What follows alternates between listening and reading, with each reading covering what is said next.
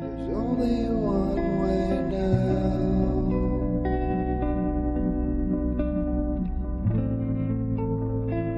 Further up and further in.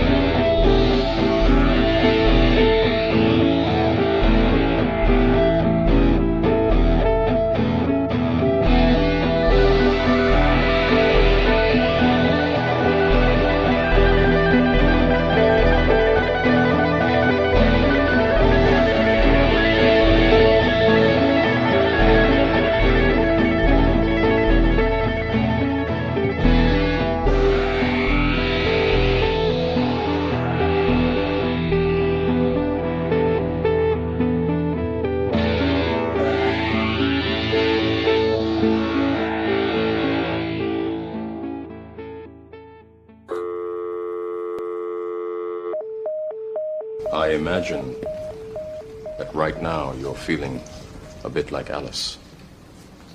Tumbling down the rabbit hole? You could say that. I can see it in your eyes. You have the look of a man who accepts what he sees because he is expecting to wake up.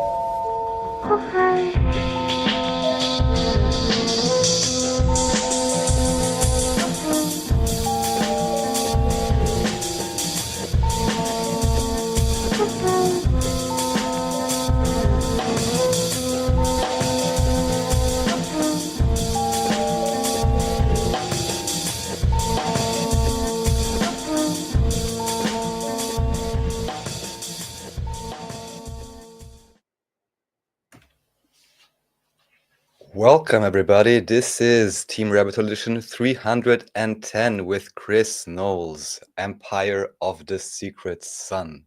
Welcome, Chris. Thank you. Glad What's to be up, here. man? Yeah, I mean, I kind of coined that term because of something I wrote in the blip. I don't know if you're into the band Empire of the Sun, but they have a song called Walking on a Dream. In any event, wrote a little blip, and then we can start geeking out. Basically, Empire of the Secret Sun with Chris Knowles, episode 310, OG Synchromystic, Esoteric aficionado, blogger, Cancerian. Join the team as we get to know Chris and explore some of the deeper rabbit holes modern media, politics, and the internet have to offer. Walking on a tinfoil wet dream. So thank you for coming and gracing us with your time.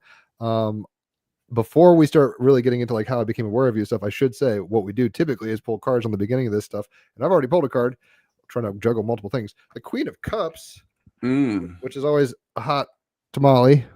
This deck is from the David D'Angelis Starman Tarot deck. He's been on a few times. He's got cool shit. Used to work with David Bowie. Anyway, the Queen of Cups for this episode. I am a conduit for powerful love, the watery part of water, open to sensuality, seeking desires and pleasures, rich empathy, creativity, and understanding. So, is there anything that syncs up with this card for y'all today? I'm just wondering. If not, that's okay.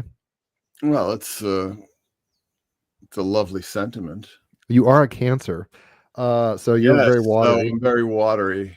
Yeah, you got a Jupiter conjunct your sun, so I mean you're super domestic. You're on nanny duty with the dogs, etc. And in this card, this lady's got her like there's obviously like kind of a fractalization or whatever, kind of like a dandelion. You blow the things out, make a wish. She's got her legs open. I mean, it's basically just like submit to the flow and enjoy the ride kind of thing. Wait, what's that deck called again? This is the Starman Tarot deck. It's by David D'Angelis. He's got a new one coming out soon. But it's the David Bowie Starman Tarot deck. It's really cool. Great art. Nice. Nice. Super esoteric. In any event, long story short, I think I turned on to you, and this is one of those things where memory, I mean, Bernstein Bear, simulation shit. I'm pretty sure about 10 or 15 years ago when I started really waking up around 2012, I was getting into the Sync book. So people like Alan Abadesi Green, and David Charles Plate, and just people like that. And I'm pretty sure one of them turned me on to you. So I started reading your blog, and I was eating a lot of acid at the time. And I was just like, man, this guy really thinks a lot about this chick from the Cocteau Twins, but he's saying a whole lot that's cool too.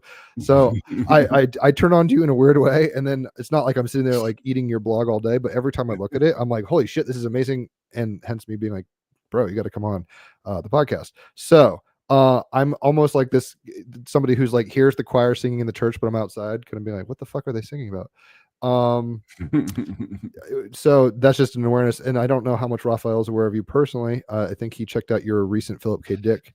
I actually was not aware of you. All I know about the Queen of Cups is the 38-11-2. So we have the High Priestess as well. And honestly, most of what you said, first it was cool to hear someone talk about Philip K. Dick, because I knew he existed through Jim, but I didn't really know much about him. So that was interesting. Also, these Cocteau Twins, maybe because I'm not American, I had never heard about. They're Scottish, and I think. Much of it went over my head, I'm sure, but it was pretty interesting. All these correlations that you made, very interesting. And I'd recommend anyone interested in these topics to check out this, I guess, one of the most recent presentations. Maybe you want to mention the channel on which you're publishing those, because it seems there's quite a few presentations there. That's not my channel. That's Miguel's. That's Miguel's channel, Aeon Byte. So I'm sorry, I didn't mean to interrupt you, but you can interrupt, man. Go ahead. Yeah, that's Miguel's channel. I had done Astronosis at the Theosophical Society.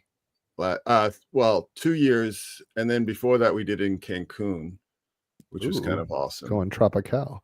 There's not gonna be one this year, but next year I'm planning to pick up the cudgel and see where it can go, because it's a lot of work, and I understand that Miguel doesn't want to have to put himself through it. He's got a lot of book projects that he's working on. He's got his Elvis book. I don't know if you're familiar with that, but I'm not. So before we start geeking out on Miguel and the whole place where you're at now, because I'm like, Jesus Christ, I just fell into like trigonometry, and I'm like, let's talk about like what numbers are first. So we don't have to go hardcore deep if you don't want to, but basically, tell us a little about how, the culture growing up. You were born in Boston. You're an East Coast guy, I think. I grew up in Richmond, Virginia, born in Jersey. So, and I actually lived in Basking Ridge at some point as a kid. So I thought that was kind of funny. Oh my God, are you kidding me? No. And Wow. White House Station and like random places like that. White House Station, yeah. Yeah. Tell us a little about yourself and, from single cell to organism. How did you get to where got art? Well, it started when a man and a woman fell in love, and conceived of by the Holy Spirit. Yeah. No, well, actually from Quincy, which is right outside. It's right next to Boston. Word. Grew up in a town called Braintree, which is basically run by the mafia, which is kind of interesting because there's a lot of rackets going on and a lot of corruption, and it kind of gave me a feet first immersion into the world of conspiracy in a non-theoretical way, because there were so many things going on in that town that were just crazy. Got involved in the hardcore scene. Well, my mother was a nightclub singer, so I grew up in nightclubs and everything. And then that's a unique position. I mean, you just brush over that. It's like, that's not a typical mammalian experience. So any highlights, lowlights? I mean, were you like, oh, disco's cool? Or when you said hardcore scene? Well, I grew up in nightclubs. My earliest memories are like playing with my little Hot Wheels on the floor of this one, talk about the mafia, this place that was run by the Irish mob called Coral Gables. It was an interesting experience, but it wasn't like the healthiest way to grow up. Growing up in that kind of environment isn't necessarily conducive to positive mental health outcomes, I guess you would say. It's kind of the shadow side of the Queen of Cups. It's like anything goes, drinks on the house, and it's like, holy shit. Like, yeah. So I grew up in nightclubs. She quit doing that. How old was I when she quit doing that? Oh gosh, I don't even remember. Maybe like 12 or 13. But she was also she was a musical prodigy. So she started playing like the church organ professionally when she was 14. So had a lot of religion. I had this really bifurcated schizophrenic upbringing where it was like half like, the nightclubs and the mafia and all the rest of it. And then half of it was like church, it was like very confused. So that was my upbringing. And then like I said, I got involved in the hardcore scene, was involved in comics fandom from a very early age. When you say hardcore, you mean like punk rock, or what do you mean? Hardcore punk, yeah. Okay, yeah. So like there's a guy who's an Aquarius. Oh God, it's Black Flag singer. I'm forgetting his name now. Henry Rollins. Yeah. So that kind of stuff, or not? Yeah, but we all thought he was a poser. So oh shit, we won't tell Henry. He takes it pretty seriously. I think he's like, but goddamn Aquarius, I know what's up. He's a crazy dude. But okay, so do you like Danzig? I mean, I'm trying to think like what. Well, I hung out with Danzig one time. Oh shit! Back before he started getting into the bodybuilding, and he was just this little scrawny comics geek, right? And I went to see the Misfits with this. Well, I guess he's in the Misfits again, but I saw the Misfits in 1983, maybe. And I was, just started hanging out with him. I don't even know how it came up, but we were just like totally geeking out on comics because he was super hardcore about it. And he knew everything that I knew. Like we were just like zoning out. So like Marvel comics or like Frank everything stuff, or he knew it all, man. He's way deep. I've seen him at conventions too. I used to see him at San Diego Comic-Con. I started working, so I was, hanging out in the punk rock scene, hardcore scene, which to be honest with you, I kind of got bored with after a while because it was just stupid and monotonous. Nihilistic petulance only has so much. Yeah, exactly. And then it just got to be like incredibly violent. Yeah, and it was just no fun. But it was all like performative violence in a way, I had more fun. Like the kids I hung out with in my town were like way more wild and rebellious, and then the hardcore kids were always acting like they were on camera somewhere. You know, they're always, like I said, very performative. It just got to be very boring. But anyway, went to work at a place called New England Comics, late '83. They're the people who eventually published The Tick. I don't know if you're familiar with The Tick. I grew up with that shit on Fox TV. Yeah. Ben Edlund. I never met the guy, but I was their first full-time employee, which was interesting. Just so Raphael knows, The Tick is kind of like Ziggy meets Batman, kind of, or something like that. I don't really know how to put it. It's kind of postmodern humor, but also, it's been so long since I've even thought about it. Like that was like Eek the Cat era. I was like 5 maybe when I saw this shit on TV. So you're a baby. Yeah, I turned 40 in June. So yeah. I'm like a baby, Jesus Christ, like Benjamin Button, baby. I'm old. But what you're obviously into the comic scene. What are some of your favorite comics? Like, what are you drawn towards? Because I just showed my girlfriend the new Batman. I'd never seen the one with Robert Pattinson. It's like, that was actually pretty good, because I'm a Dark Knight fan and I like comic books, whether it's Grant Morrison or whatever. Comics are cool. I don't own any, but I get it. It's like a high art. Well, so what happened is that I came down to Jersey and I went to art school. Nice. And at the Joe Kubert School. It's called the Kubert School now. But anyway, it's basically a trade school for comic book artists. Nice. And did a year there, and then shortly after that started getting work freelancing and working in New York. I got a full-time job when I was 20, working in New York, drawing cartoons for t-shirts and stuff. So that was interesting. But as far as the comics, at a certain point, I think when I left high school, I kind of like lost interest in the superheroes, even though I ended up working for Marvel, freelancing for Marvel for 25 years. So my entire life, every single day, night and day, was, drawing superheroes. It's not as fun as it sounds. Believe me, it depends on like the lens through which you're looking at. I mean, if you're going every day, I can't project onto you and assume, because I'm guessing even being in a rock band at some point, you're like, God damn it, I'm tired of hotels, or whatever. So it's like, I'm guessing you understand, just based off of what I've read, like the Joseph Campbell kind of hero's myth. And that these are the modern, obviously film and television have taken over in a large way, but these are windows, apertures of consciousness, kind of like tarot cards. Whenever I give a tarot reading to somebody who's like, oh, I don't believe in this shit, I'm like, it's a comic book we chopped up and we're projecting our consciousness onto, and then playing with the symbol sets and getting what you need. It's not like it tells the future. So I'll tell you, Jim, I used to work with the tarot, and I stopped because I just felt like I was communicating with something that I couldn't see, and it was reading my mind. And that irked you? It got to be kind of unsettling in a way, because I would think something and then I'd draw the cards, whatever, and it was just mirroring back my thoughts in like real time. And I just found that very unsettling, to be honest with you. I felt like it felt invasive. It felt like something was intruding on my personal headspace that I wasn't aware of.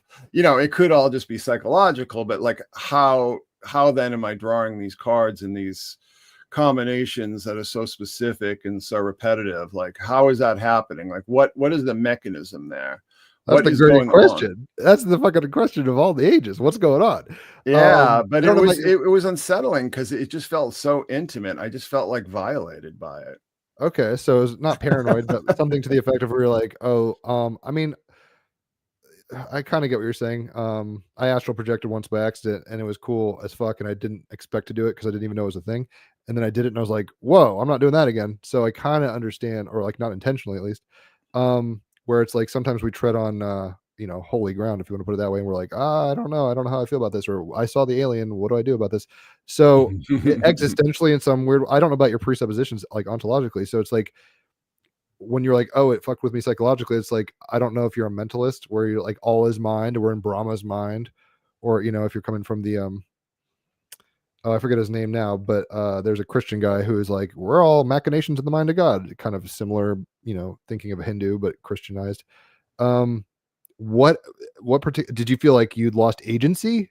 Because in some sense, like synchronicity is one hell of a drug, as they say. It's like, right, like it's cool, but like it irked you into terms of like you felt like you didn't have agency, or you just didn't understand the mechanism behind the phenomena. Well, I felt, like I said, it felt like a violation, and I wasn't, I had no concept of what was on the other end of the phone. Like, you know what I'm saying? It's like I'm having this discussion with something that's reading my mind that I can't see. That's not a position that is comfortable for me, at least.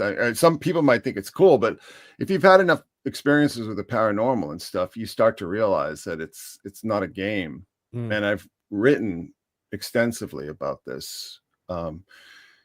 People think it's a toy, people think it's a game, and I've been telling people for years it's not. It's real and it's serious. Yeah, and if you're gonna tools. and if you're gonna mess around with it, you better make sure you know what you're doing, and you better make sure that you're completely committed to it. It's not there's a consumeristic type of almost like infantile mentality that sort of permeates our entire culture in some ways, and comic books in many ways that are blamed for that, and superheroes. But people, when they start to bring this into other spheres, the tarot's been around for what, like 400 or 500 years or so, right? Like Rider Waite came out with the Golden Dawn in the 1800s, but who knows how old it could be, potentially Egypt. Well, we do know of decks that go back to the Renaissance, Italian decks, and things like that. I mean, what is the mechanics behind it? I don't know. I don't understand it. And I don't know if anybody knows. You asked me like ontologically how I would describe this stuff. Well, at this point in my life, in this point in my journey, let's say, I don't try to describe it. I don't try to explain the paranormal or synchronicity or anything like that, because you always end up with bad explanations because you don't have the data that you need. You don't have the breadth of experience that you need to make any kind of conclusion that has any authority, if that makes sense. Yeah. So they say like the Tao that can be spoken is not the Tao, kind of thing. It kind of parallels. I mean, this is totally abstract and random, but it's like, let's just say Moses, for the sake of the argument of this point, is like, he saw a burning bush. How do you translate your fucking epic experience to a culture through language that when they're not actually grokking it for themselves? So there's a lot of ins and outs. I don't know, Raphael, I'm afraid of tarot is a strong word, but like, how do you look at tarot? Like, I've never looked at it as like an intelligence. I'm looking at it as honestly like just my consciousness playing with itself, basically. Well, my first question to you, Chris, would have been, now that you are not using it anymore, do you feel less invaded, let's say? Because presumably whatever that thing is, does it mean that it goes away only because you stop using the tools? And someone's been commenting, don't play around with an Ouija board. So that's the one. Well, me neither. But that's the one particular methodology where I've heard and seen many examples where really very, very strange things happen. With tarot, now I'm not using it so extensively. I actually just told Jim today I was drawing cards the first time maybe in a year or two, but there were a few years when I was using it a lot. And to me, it's just, crystallized consciousness in a sense. I never necessarily felt, like you said, invaded in any type of way, not to say violated, right? But I always just felt it's like a mirror and it's just crystallizing. So it helps me to see what I'm thinking anyhow, but I can think about it more consciously or contemplate it because I put the cards there. But I've also had instances, like you said, where it seems, especially when you really get into it, then it may be quite repetitive, or it may appear as if it's giving you the same answer to the same thing. Although but did you ever connect it to like a phone call conversation? I've never thought of it that way. Like, oh, I'm going to talk to ET now through the card, whatever. No, not necessarily. The one experience I had once in a heightened or altered state of consciousness is I was dancing, and I was contemplating all these archetypes, and I tried to see all the connections between the archetypes. And of course, we have the elemental connections, we have the astrological connections, numerological, and many others. And as I was trying to connect all of those, I may have told you the experience once before, Jim, I went further and further and was like, oh, but this connects to this and this to this and this to this. And then I said, like, all right, I'm in this heightened state of consciousness. What is the ultimate conclusion here? And then it just kept making all these connections. And in the end, the message I got was like 999 or 000, something like this, end of file, which is like a computer term. But to me, this was basically consciousness communicating back to me. There is infinite connectivity here. There is no real ultimate answer to be found within the system, because of course the archetypes are also constructed in a way in tarot that you can see the same archetype and you can have infinite perspectives on it and connect it back in infinite ways.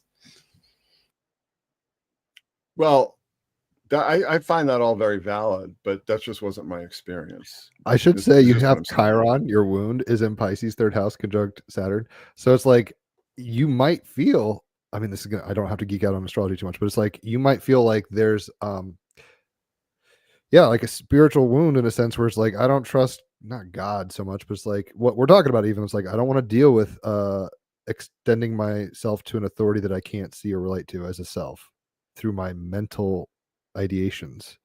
Like figments of your imagination could like fracture and turn into like, you know, demon thoughts that possess you kind of thing, where it's just like, holy shit, I can't stop thinking about the number 23 Jim Carrey movie type stuff.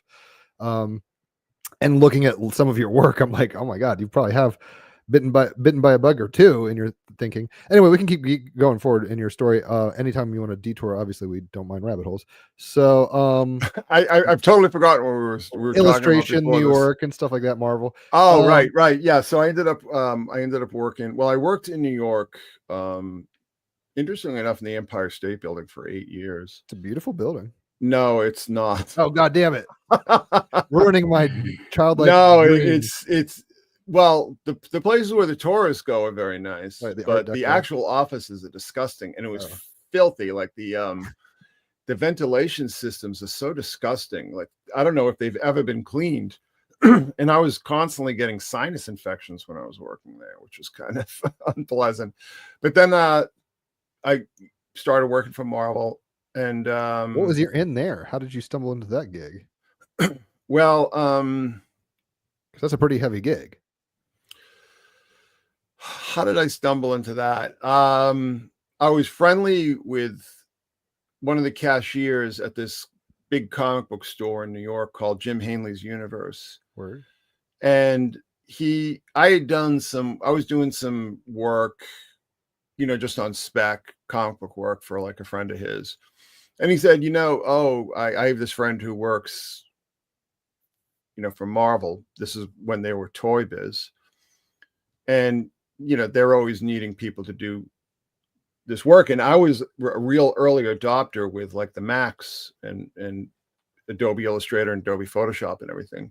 And at the time, everything they were doing was done by hand. So I sort of came in, you know, with my experience working on the Mac, and they're like, when can you start? You know? Wonder Kid, come in and revolutionize us. Yeah. So that was a lot of fun for a while. And then Disney bought them in 2009. And then all of a sudden it wasn't any fun anymore. It was, it got really hard and stressful. And I think it had a really negative effect on my health, to be honest with you. Just because of just being under that constant pressure and stress was really hard. Mickey Mouse as a slave driver of a different horse of a different color. Yeah. Well, the stuff I was doing was for the movies, not the comic books. Okay. And like storyboarding or? No, I was doing, how do I explain it? I was doing these like renderings, these illustrations for, you know, for lunch boxes and t-shirts and. So the merch. Yeah, well, that's where the real gravy is. Yeah, comics don't make any money; they never have. It's the kids' meals. Yeah, the real money is in the licensing and the merchandising. So that's what I was doing. And as soon as they got bought out by Disney, it's just like all the air just got sucked out of the room. But what I was doing is that I was doing like renderings of all the characters and everything. and everything I did had to be like approved. I had to go through this gauntlet, you know, it had to be approved by like my boss and then his boss and then his boss. And then it had to go out to the studio and it had to be approved by the actor and the actor's agent and the actor's manager. And then, you know, the film studio. I mean, it was just like this huge process. A labyrinthian dominance hierarchy. And just as a side question for someone who's completely ignorant. So 2 questions, just for some reason, I'm thinking of Blizzard Entertainment. First question, did they pay well? And second question, how do you do that when drawing something that maybe is a superhero you didn't come up with yourself, just with this verification process? Because I'm always wondering how to make sure that it looks exactly canon to what it's supposed to look like. Just curious, because I have no clue about. Well, they gave me a lot of reference. You know, I was always supplied with a lot of reference, but I just got real good at it. I remember like when I was working on the Thor movie, drove me crazy because Chris Hemsworth, or either the actor or his agent or his manager, were like just incredibly insanely picky, and we're constantly sending the artwork back to be fixed. And it's like, I charge by the piece, so every time I had to do corrections, I wasn't getting paid for them. You know what I mean? The only way I would get paid for corrections is that if they'd already approved it and send it back for revision, then I could charge them. So that really drove me crazy. And another one is Scarlett Johansson, who, you know, you look at her and you think, oh, she's pretty and glamorous. But it's like when you start to look at her individual features, she's kind of weird looking. And Scythian, dare I say. Yeah, it's like, and then simplifying her to have it look like a you know, comic book style illustration is a lot harder than it sounds. It just, she drove me crazy. But the point is, I got really good at it, and after a while, I wasn't getting stuff sent back to fix and stuff.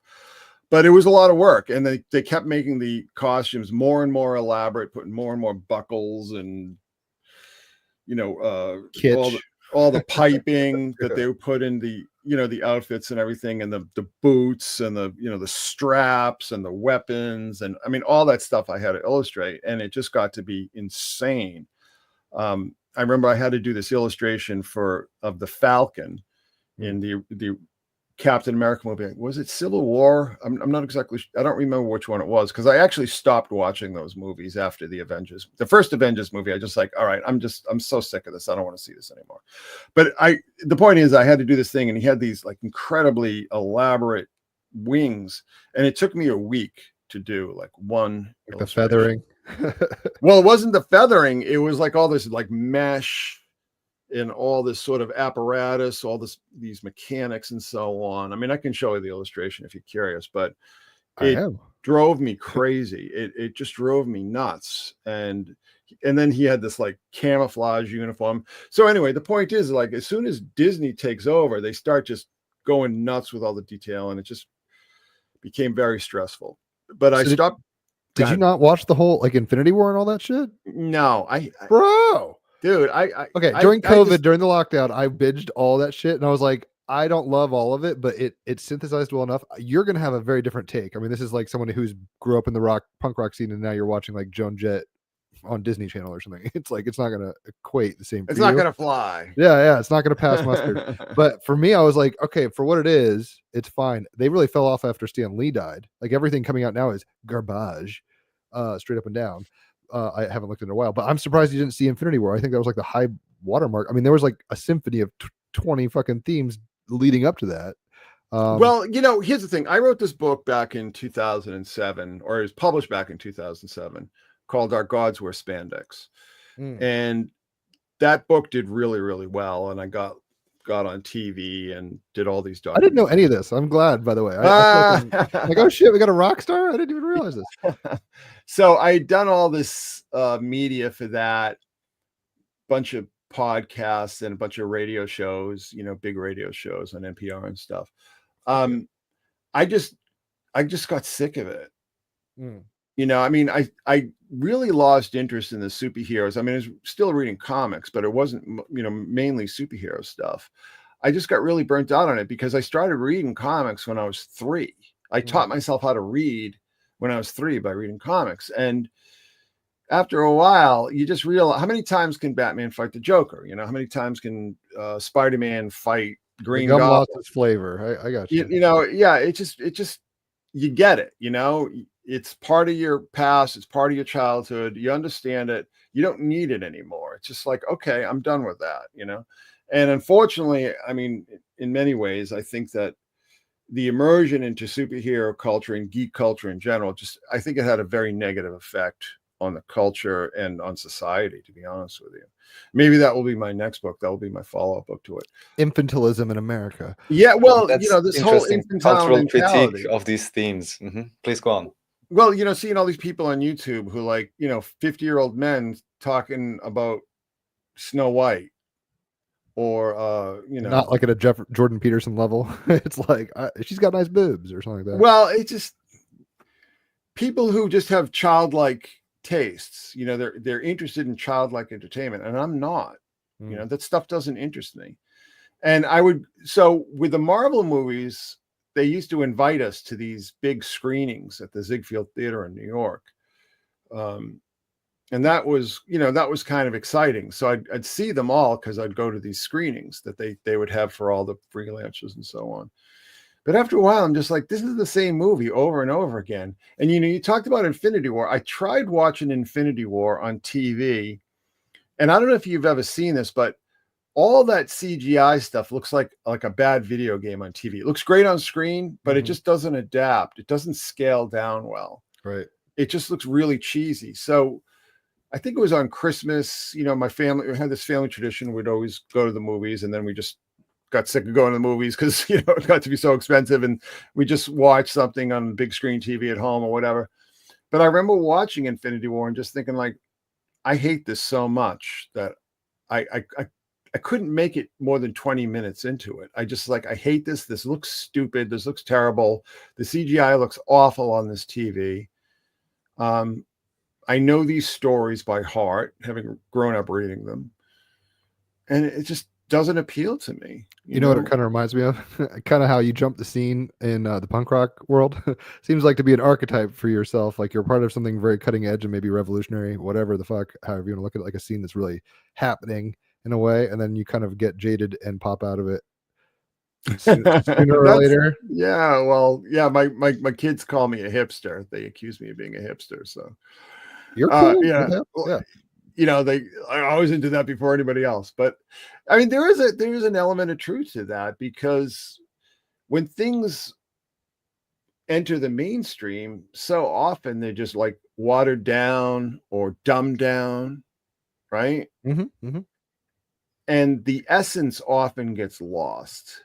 The original essence that drew me to so many of these things just eventually gets lost. I mean, with hardcore punk, it's just like I just got so sick of the violence. It just got so stupid. It's like I don't want to cut shows and just seeing all these people just like with bloody faces and all the, you know, it's just like, what is this? Like, why are people doing this? This is retarded. And with comics, I mean, it's just like, it's childlike entertainment. How long, you know, can you suck on that teat for, you know? I mean, eventually you have to move on and find something a little bit more challenging, a little bit more mature. Okay. Well, that might lend itself to weaving to the next kind of lily pad of conversation. Clearly, you're into synchromysticism. Is that drug wearing off? Like, when did you start getting into sync and seeing parallels within culture and mythology? Forever. Yeah, I mean, this has been the mainline drug forever, like the underlying addiction, and then you deal with other things. I mean, metaphorically speaking, like Mithras cults, and I mean, it's great seeing, because let's put it this way. It's a bell curve kind of thing where it's like, you know, the most woke people, this is a weird way to put it, the most woke people don't need to even talk about it. Like, they just get it. They're all like, I get it. I know the secret handshake, whatever. Cool. Most people are in the middle where they're like, show them a fucking few magic tricks and they're like, wow, more of the picture than meets the eye. And then some people are like, you know, just give me bread and circus, like NASCAR and, you know, American Idol, and I'm happy, or whatever it is. So when did you start turning on to magic with a K? I mean, that's a weird way to put it, but like just high synchronistic occultism. Because that's I never saw it that way. How do you see it? Well, I prefer, like, I the accent is on the mystic, right? Synchromystic, Mm-hmm. right? That's the kind of like the enunciation. It's like synchromysticism. That's kind of, I always preferred like a mystical mindset to a magical mindset. Like I think that like the most powerful form of mystical experience is music. You know, I mean, some of the most profound experiences, like profound mystical experiences, I mean, even out of body experiences I've had involve or center on music. And that's always been a major part of my life, you know, growing up hearing music all the time. You know, my mother was a professional musician, right? So I saw that like music is not only the crown of the arts, but it's really the crown of all mystical experiences. You know, you were teasing me about the whole Cocteau Twins thing, but you know, I mean, No, they're awesome. I hadn't really heard them, and I was like, this is actually solid shit. And I'm not just blowing smoke up your ass. Well, when you talk about synchromysticism, I mean, starting in 2019, I had gone private with all the Cocteau Twins stuff because we started getting into areas that I didn't want to really publicize, sort of personal information. I mean, not personal for me, but personal for them. And getting into that, like really, really hardcore. So people would see what I was doing on the Secret Sun or see what I was doing on the Patreon or whatever, but they didn't realize that the real hardcore, like every day, several hours a day, synchromystic work I was doing for 6 years plus was being done there.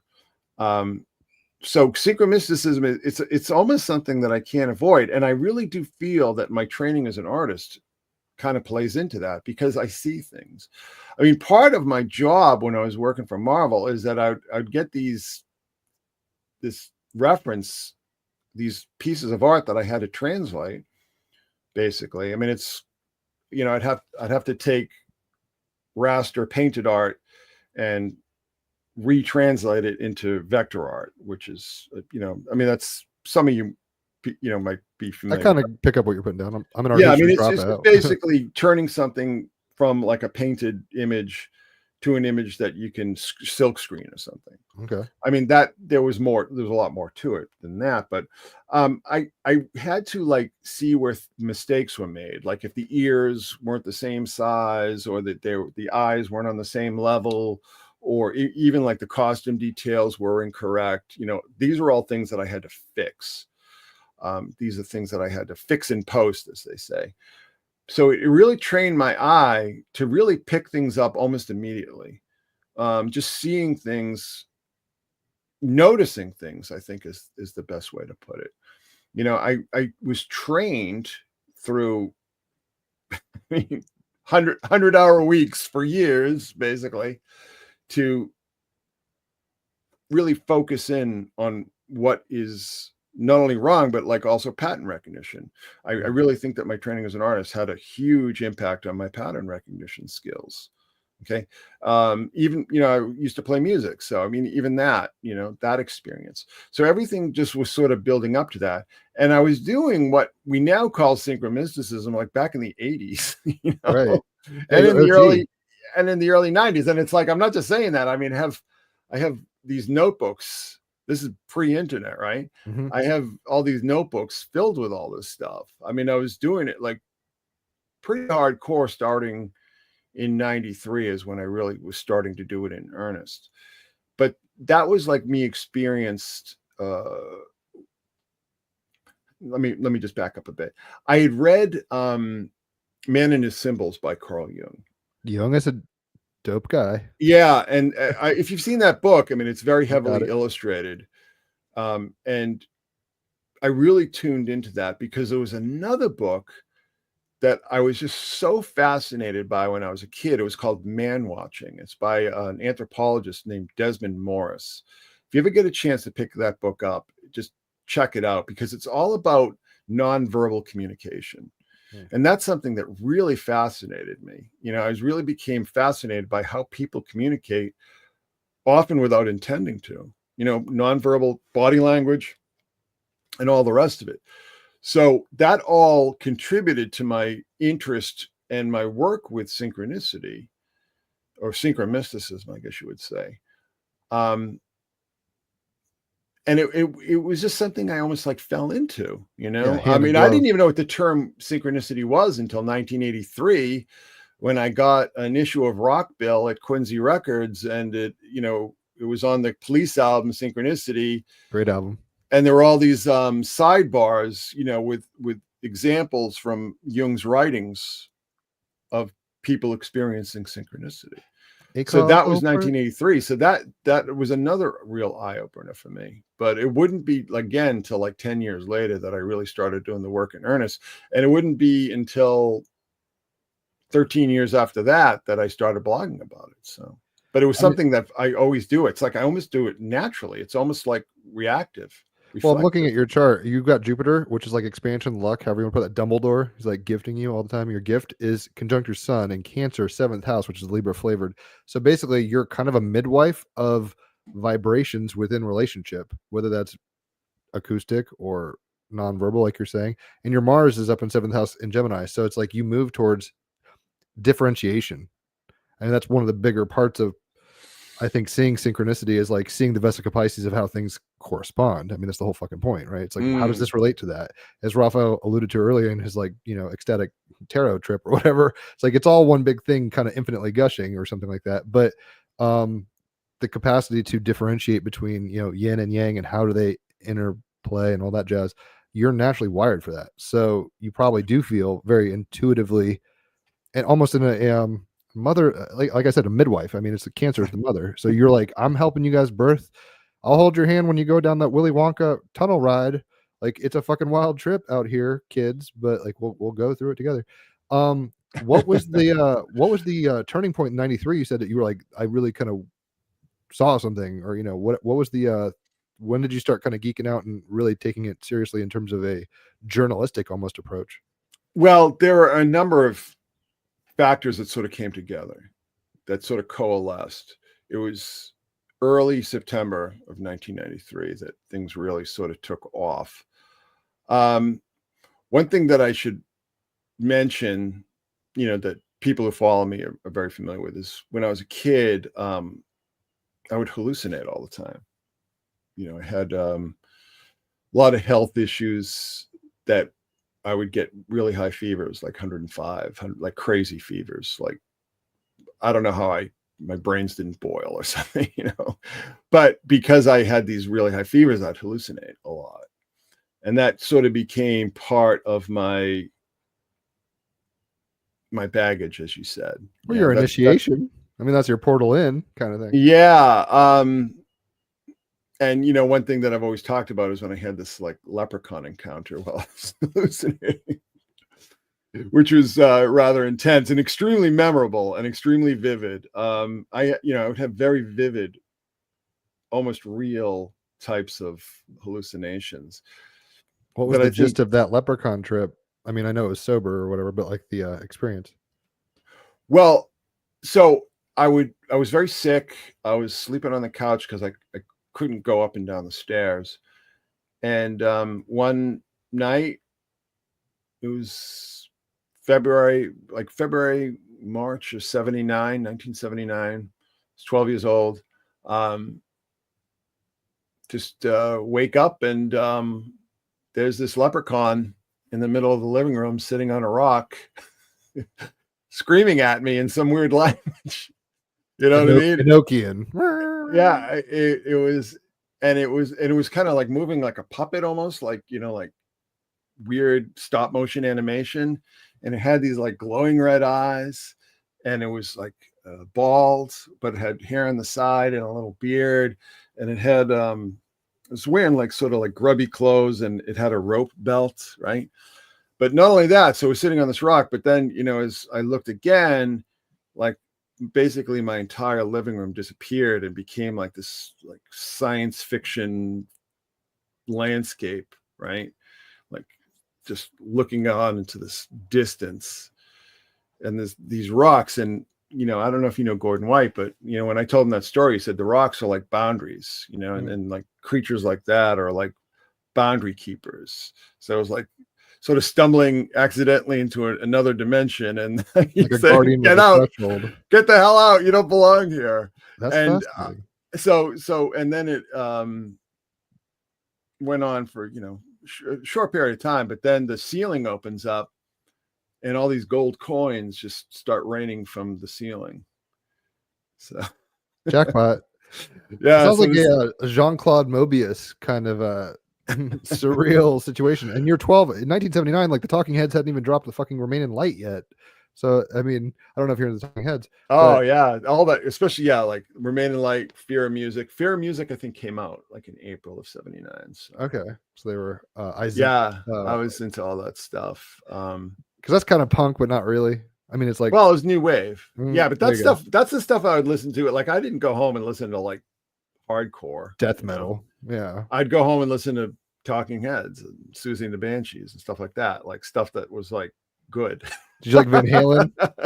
Van Halen, I loved Van Halen. Yeah, I saw David Lee Roth came back out like after 5-year hiatus recently, and it's like, please, sir, like the Leprechaun, stay away. Or whatever. It's bad, man. It's a. I remember in the '80s, I thought David Lee Roth was like the coolest son of a bitch walking the planet, and he just burned that all away, burned all his human capital away. Yeah, well, he's you know what?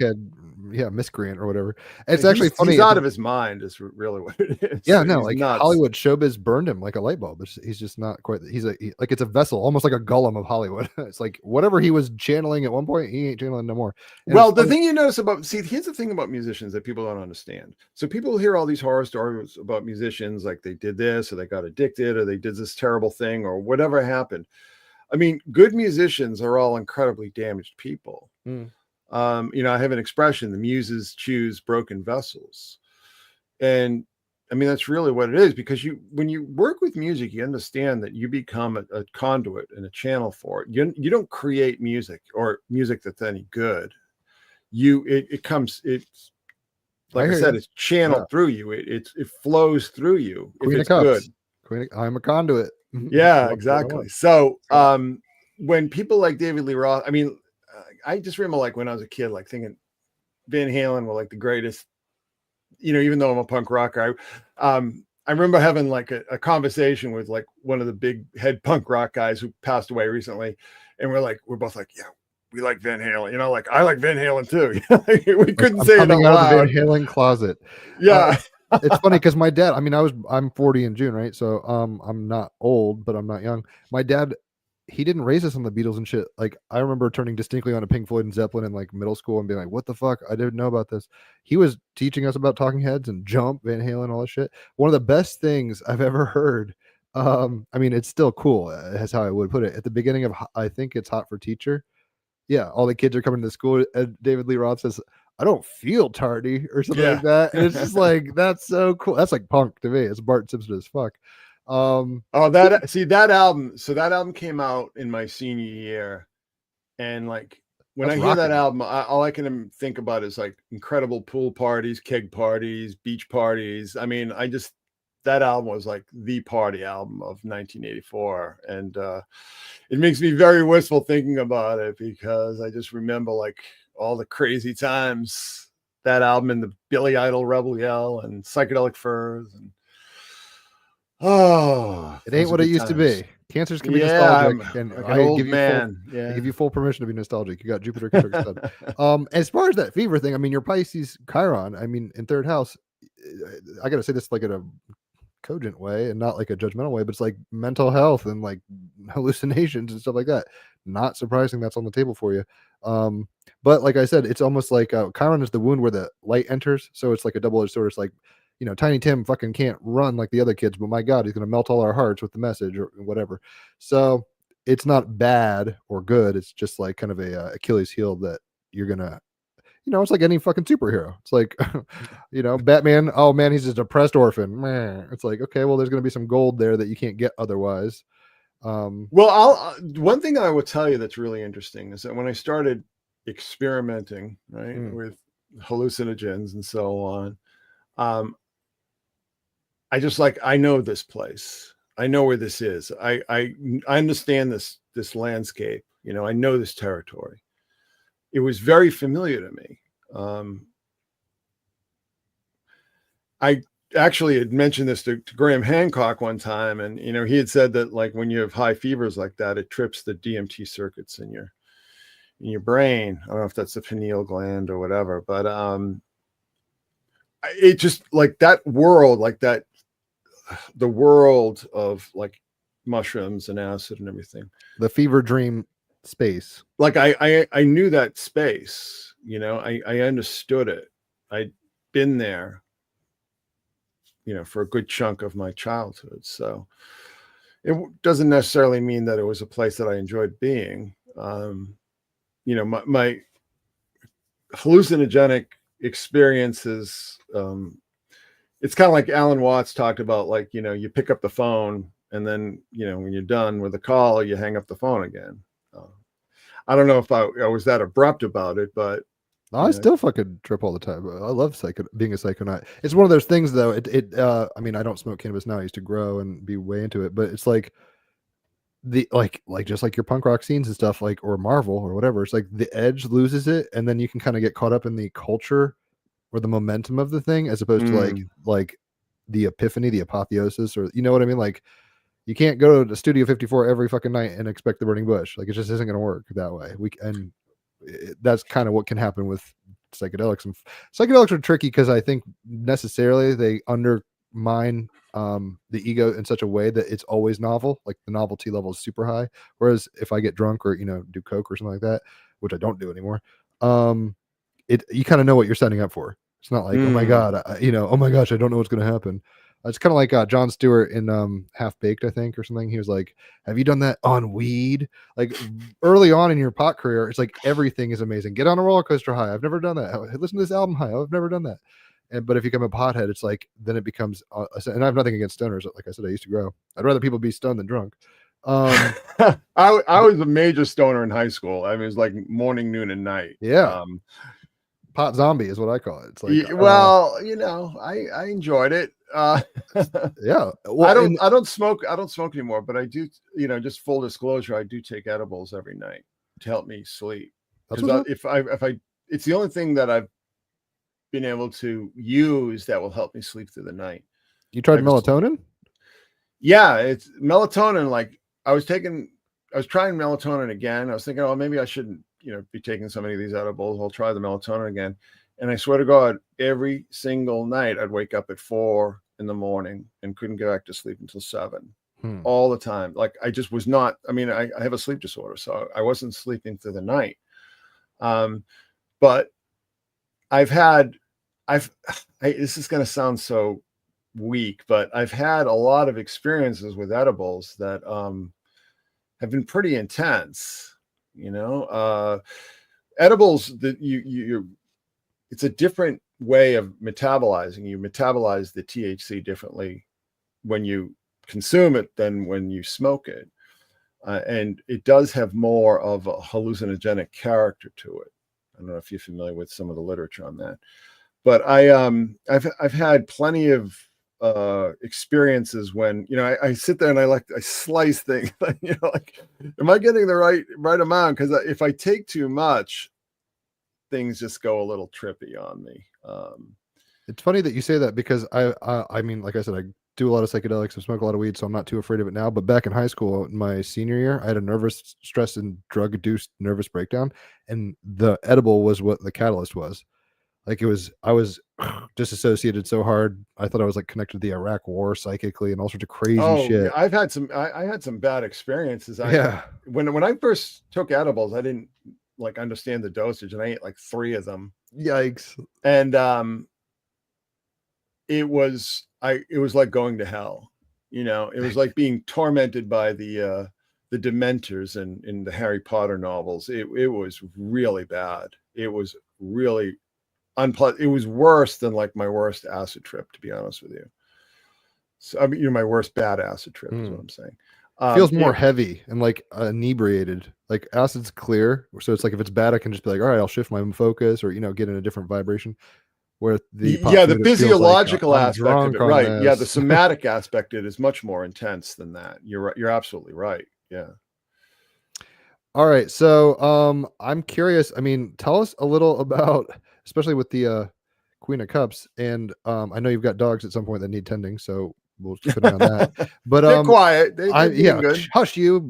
But try to walk us through some, because I was looking through your blog and I'm trying to pick up what you've covered so much for so long that you're probably like the punk rock scene, kind of jaded to it. But it's like, for people that don't know about the Mithrian cults, or for people that don't know about, like me, Cocteau twins and that stuff, how do you even try to engage in an apologetic to a normie, so to speak, or do you let the fucking kids follow the crumbs to your Hansel and Gretel witch oven and get baked in your oven? Do you see what I mean?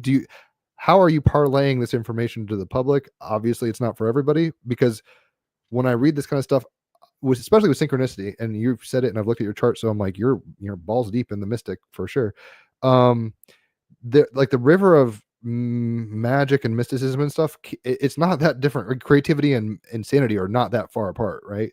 So it's like, and I'm not saying you're insane by any stretch, but I think when we wade in these waters, it can get kind of confusing, and it's also ineffable. Like it's like having an epiphany on acid, and then someone's like, what are you looking at? It's like, I cannot describe to you how I'm being moved at the soul level by that refraction of that penny in the sunlight or whatever it is. So how do you take these deep, very kind of highly webbed holographic kind of philosophies and present them to people? I mean, other than a blog, obviously you write about it well, and I should say it's very accessible. So if anybody hasn't checked out his blog, I'm guessing most of the people in the comments have. Secret Sun blog is well worth scoping if you want to go down some fucking rabbit holes. But yeah, when did you start like compiling this stuff and feeling confident enough to do so and expressing your own experience? Because pearls to swine kind of thing. It's like not everything's for everybody. And how do you deal with that kind of the feedback loop of engage? It's cool to engage with the geeks who geek out, but then it's like not everybody's going to hear the album the same way as you, so then you kind of lose. You see what I'm saying? I'm rambling. Anyway, you can talk about this at any length or in any aspect you want, but just some of the topics you touch on in sync, and how you feel your role as a midwife for these things are. Is there a specific question? No, I mean, I like I said, I'm a Gemini sun and moon, so I tend to ramble. People are like, shut up and let them talk. It's like, I have a Chiron conjunct my moon. It's horrible. I ramble. I guess my question is, when you started like inculcating the magic and like really kind of diving in 93, we'll just say, how did you tell that to friends and family? Was this like your secret journal, your secret garden, and like some friends found out about it and the internet makes it kind of more accessible? Or like how have you walked this path? Well, you had asked me about the 1993 experience. Mm-hmm. So I had this dream. So, like, as I said, I had this very confused schizophrenic upbringing that was like half Puritan, half libertine. It was very bifurcated, right? But my experiences in church were great. I unlike a lot of people, like my religious upbringing was really positive, because it was like an extended family. And I had this dream in 1993 that I'd went to this church with my friend and my wife, and we were sitting in the sanctuary, and the sanctuary was sort of like a semicircle, almost like an old Roman auditorium, how this sort of amphitheater. Yeah. Amphitheater, like exactly. Pompeii or whatever. Exactly. So I had this dream, and the minister was this black dude, and he had this like grail, like a golden grail, and it was just sort of emanating this like pure light. You know what I'm saying? Mm-hmm. And that dream like really stuck with me, because it was at a church. I mean, it was a church I'd never been to, but it was a church that I used to walk by all the time because I worked, right across the street from it for a long time. And so on September 5th, 1993, I was like, well, I'm going to go check that church out and see what's happening. So I went into the church, and it was Communion Sunday.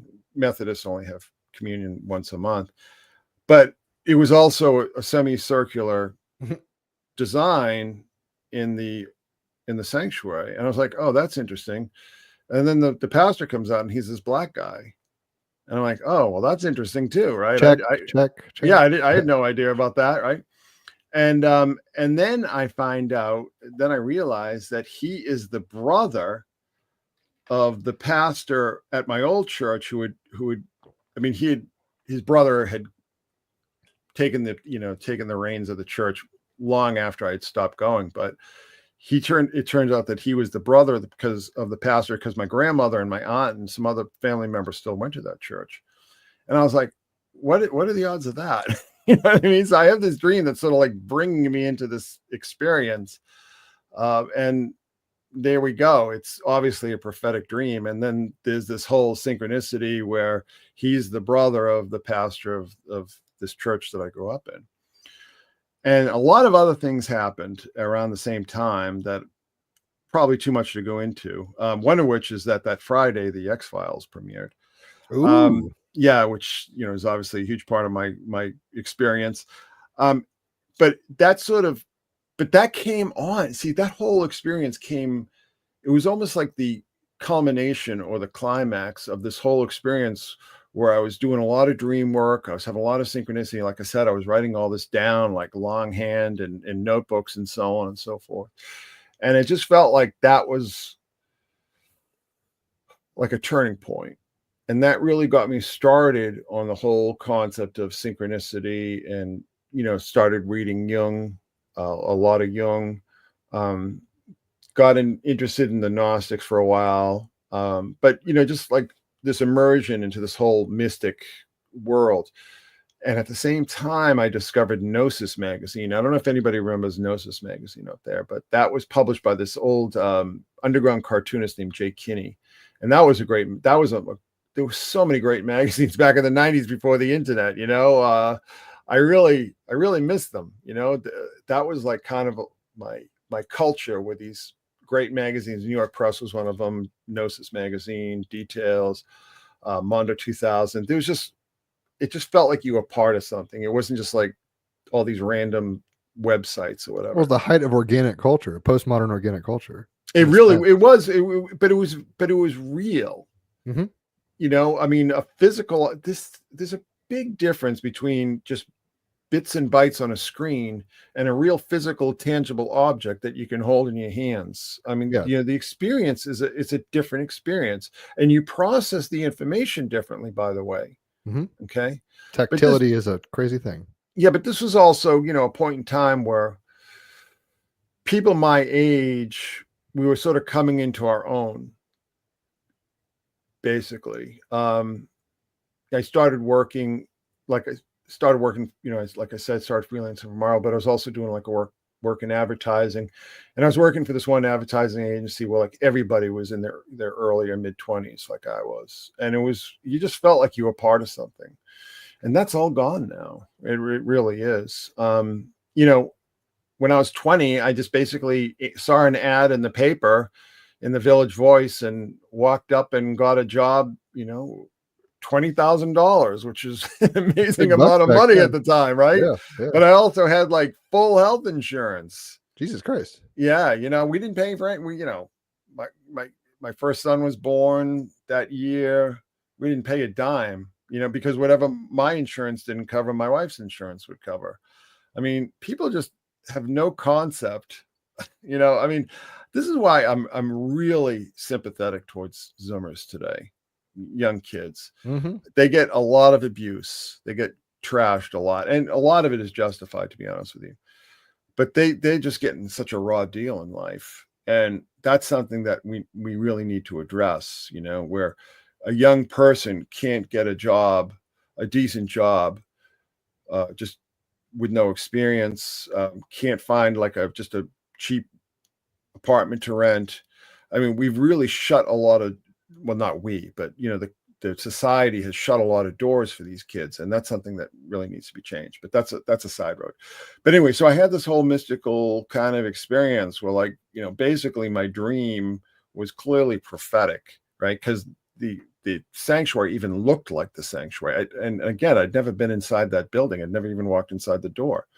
And what are the odds of that? And the minister being the brother of the minister from this church, and I didn't even know his name. I was talking to my aunt about it.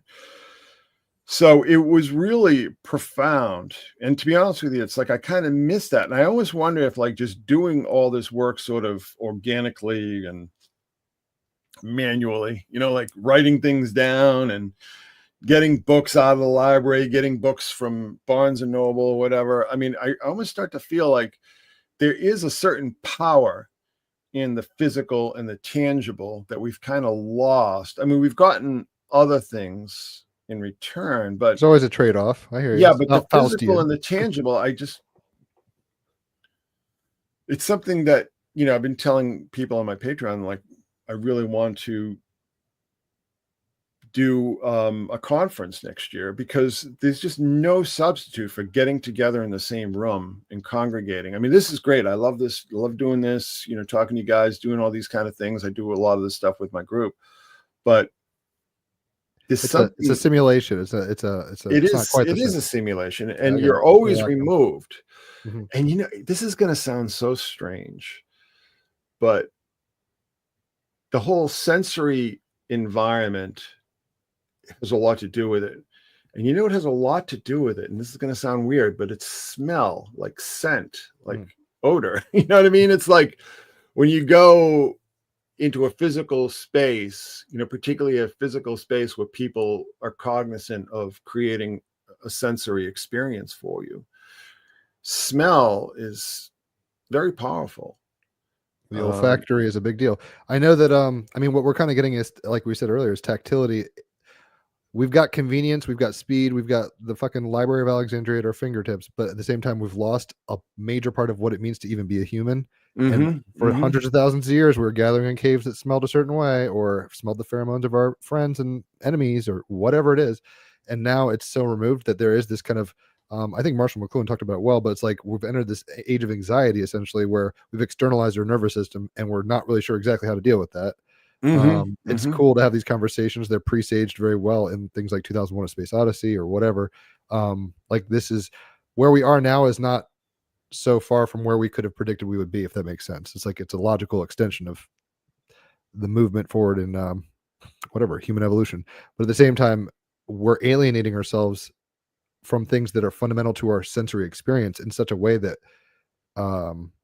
it's like a copy of a copy of a copy. At some point, like you were saying with Zoomers and stuff, like they're getting an experience of reality that's not, and I'm not a hyper nostalgist or anything, but it's like something about the 90s and 2000s is gone. Even in the Matrix movies, like we stopped, the simulation is simulating that period because it's the height of your culture.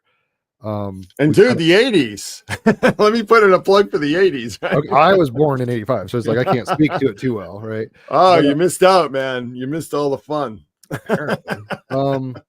Is there do you have, obviously you're an illustrator and do a lot of stuff with Patreon and blogging and stuff, but would you ever consider doing a zine, or kind of rehashing elements of the past into I publish books. I've got books out. Okay, I kind of do that. Like I said, I feel like a fucking Bart Simpson who stumbled into like a Freemason lodge. I'm like, oh, I did not realize you guys have a history here. So I haven't read any of your books. I just saw your blog over the course of a few years, like very peripherally, and now I'm like, oh, I'm really interested in your books, because some of your books are talking about essentially America and occultism and stuff, like deep, heavy shit. That we could talk about your books, but in like writing pulp is one thing, but I'm saying like the zine, kind of the punk aspect. Is there an element that this is just an idea? It's not something you have to. I did do a zine back in the 90s. Right. What about these days? If you're missing the charm, can you rub the lamp and get the muse back out, or how does that work? You know what?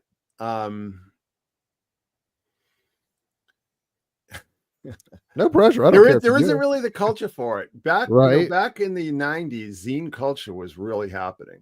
And it's almost like if you wanted to be taken seriously as an aspiring writer, you had to publish a zine, or if you wanted to do comics, you had to do like a mini comic, like Xerox comic. It was just a different culture. It had different expectations, because the physical object, CD, DVD, VHS, books, whatever, were still highly valued.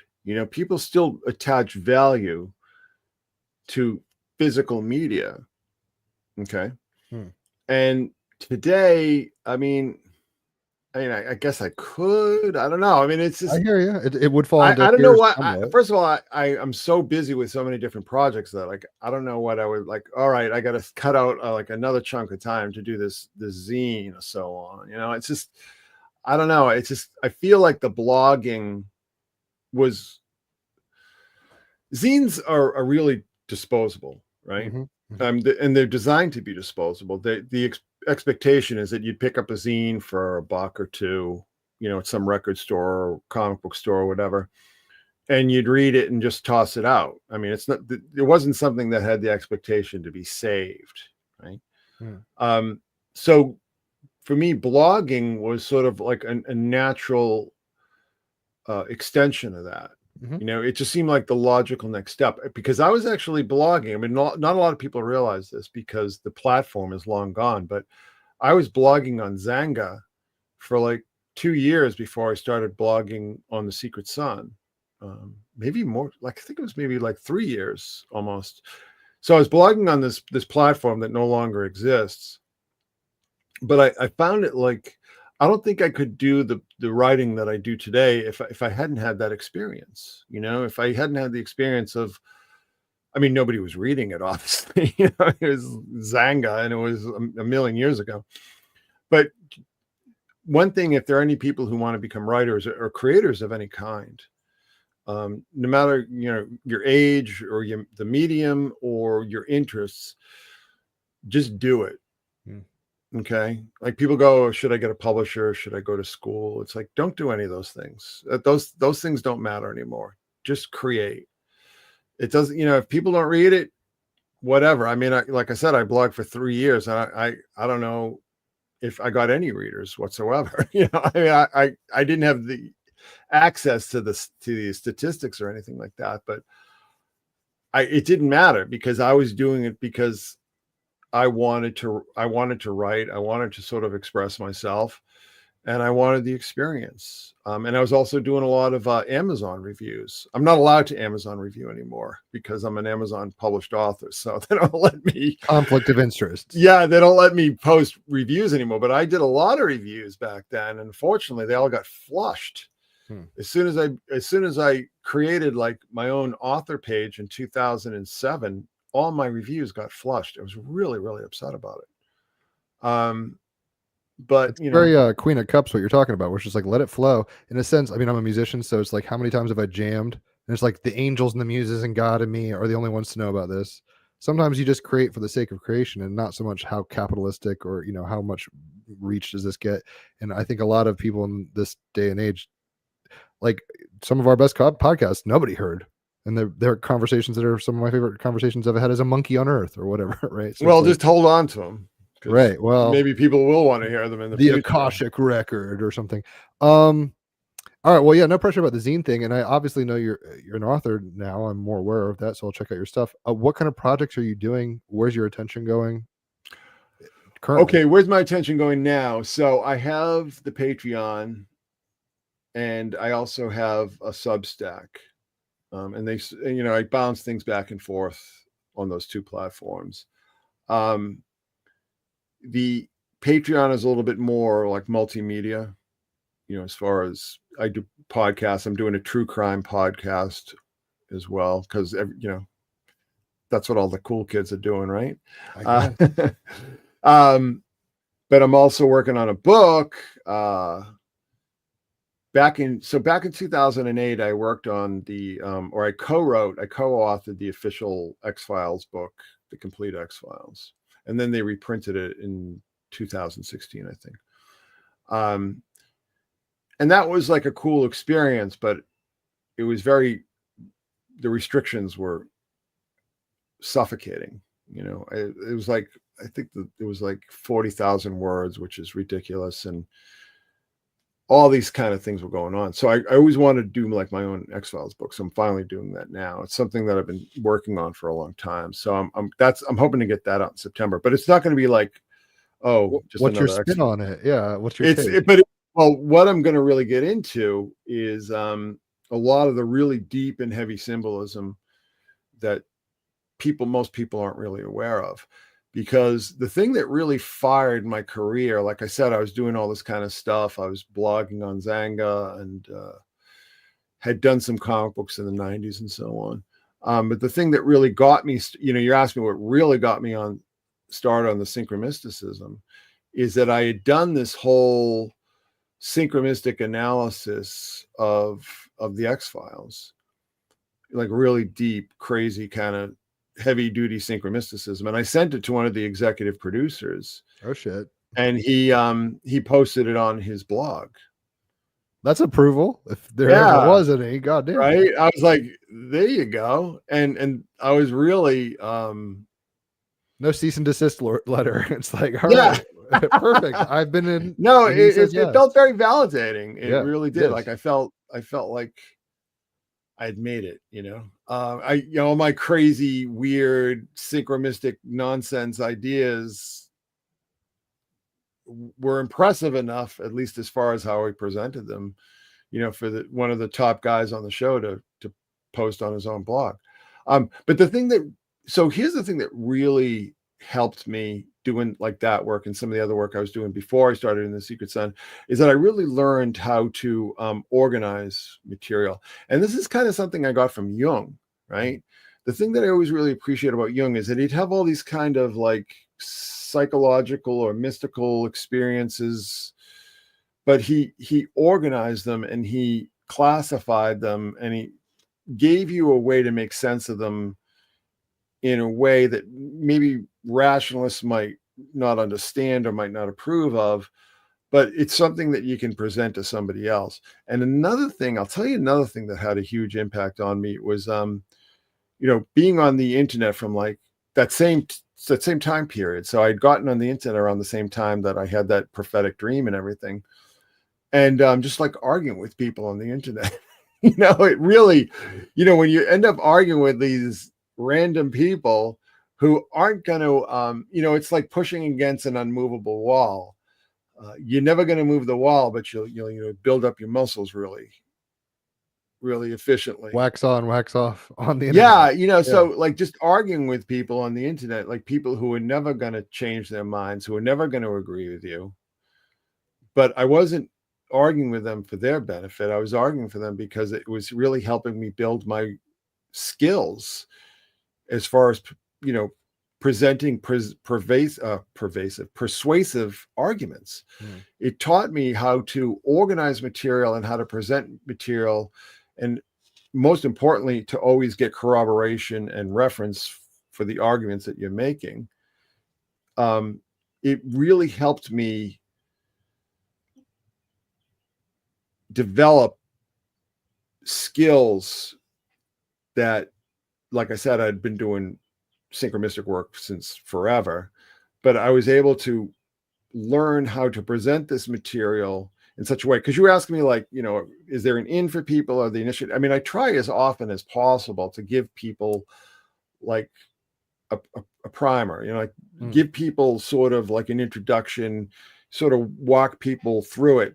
After a while, it got to be like, I had like a certain recurring audience who were getting bored every time I was starting from the top, people like, okay, we know all this, get to the new information. So but for a long time, because I realized that somebody, like every post that I was doing was going to be somebody's first post. Do you understand what I'm saying? Yeah. The first rabbit hole. I got like it's somebody out there was completely oblivious to everything that I was talking about, and was only going to be able to have an in, let's just say, be able to enter that rabbit hole if I sort of guided them towards it. Do you understand what I'm saying? Yeah, like synchronicity didn't mean shit to me until I heard about Jack Parsons and NASA and the occult ritual and shit, and I was like, what? Like, and I'm not into this shit. And I was like, you know what I mean? It's like you take the red pill, you're down. You can't undo it.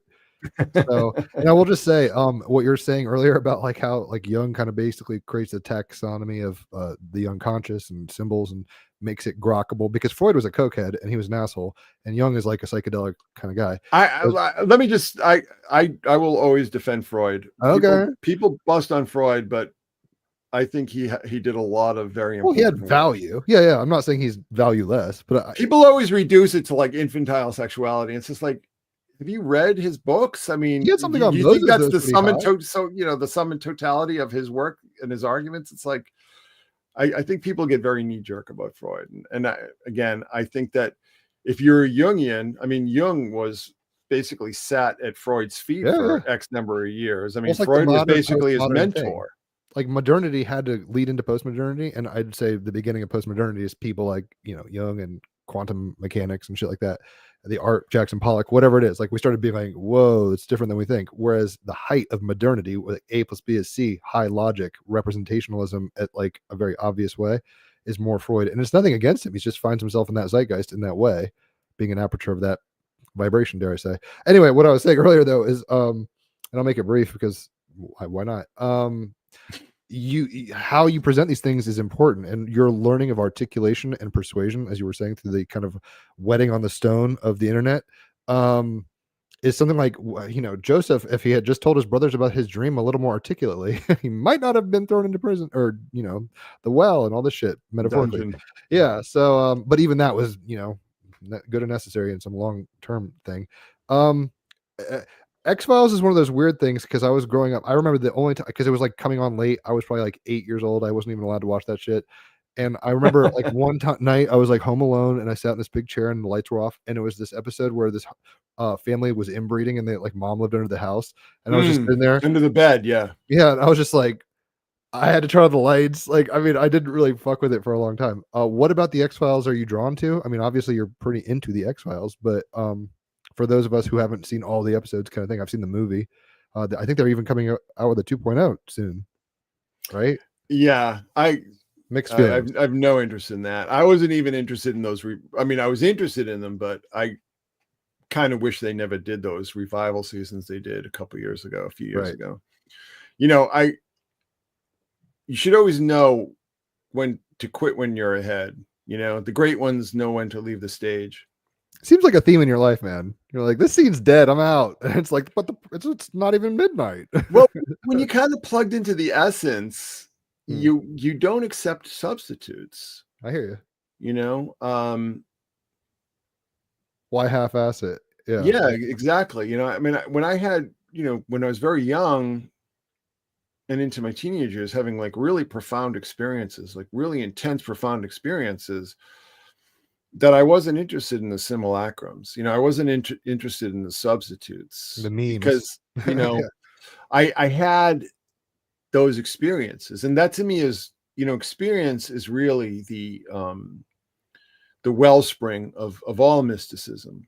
I think mysticism almost by definition implies experience, an particularly a very heavily immersive experience. And otherwise it's just myth. It's just like, this is what I heard.